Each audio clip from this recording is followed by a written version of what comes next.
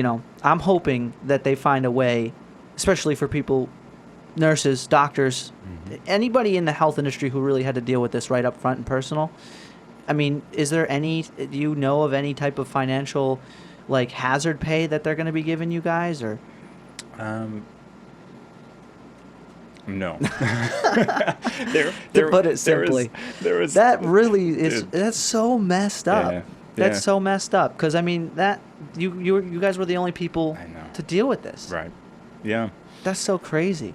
There's talks and talks and talks, and it's just, it's, it just kind of started fading out, and we were really trying to push stuff, but, you can only do so much, and then you're just like, it's like, hey, you know what you signed up for. And hey, like, I'm alive, I'm good, I'm healthy, I didn't give it to my family.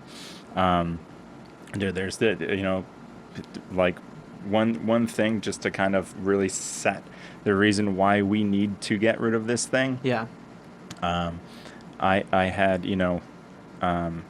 two patients, and husband and wife, and they came in together, and only one came out. And they can't be in the same room together. Been together for 70 years. Well, that was the scary thing. You get it, and if it's something that ends up killing you, you're essentially dying alone, which is extremely untraditional, considering usually the family can be there. You're in a room for at least 2 weeks, and you find out your significant other of 70 years is gone, and you're in isolation. Did you have to break that news? And that's when you deal with it. To people? I had to break it to some people, yeah. Wow. Yeah. Jeez, dude. Yeah, man. So that's the reality. That's the hard part. But it's something that can be prevented. Yeah.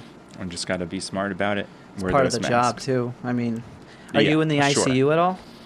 No, but we pretty much transformed into what's called a step-down ICU, which is kind of like a midway between the two. Okay. So, very high intensive care, doing, stuff that is, something that we're not used to doing. I mean, you get someone who is basically hooked up to every machine and monitor that you can imagine. Yeah. And then you have a few of those people, sometimes you have 4 or 5 of them, and it's heavy workload. Was it ever that the forms of treatment were the cause of death? Do you know of any instances where, were you guys using ventilators a lot? I do remember hearing about how sometimes the ventilators weren't as effective as they were hoped to be, right? Or they were compromising people's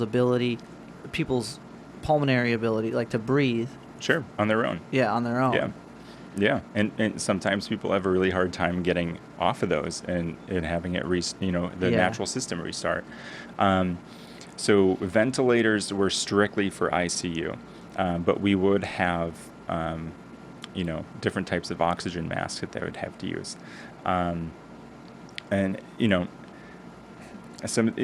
basically what we have been doing for the last couple of months is proning, and you've probably heard about this. It's been on the news, and it's just laying on your stomach. Oh, really? Yeah. I haven't heard about that. Yeah, it goes from internet fad of 2000.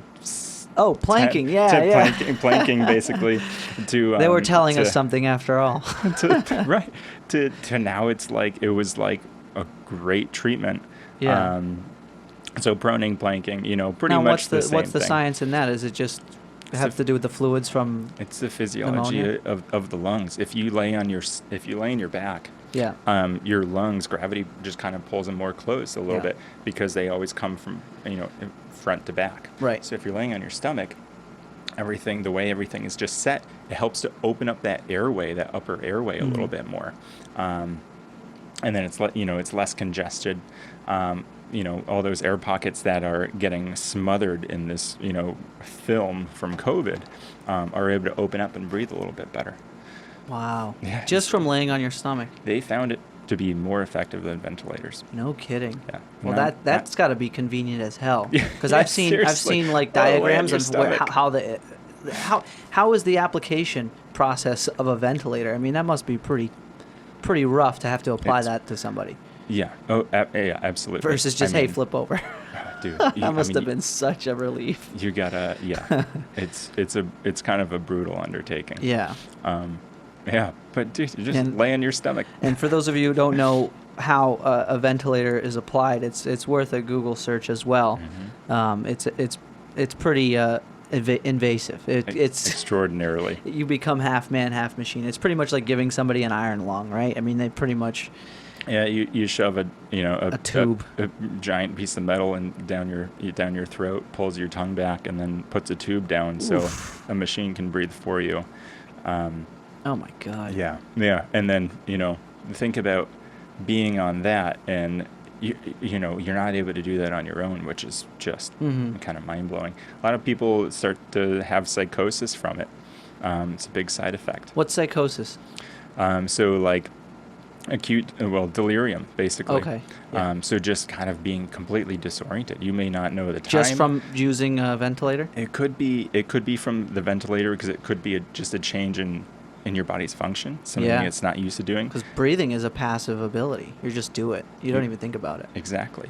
So anything that's autonomic, and then you're not in control of it anymore, that's going to be a weird stress for your body.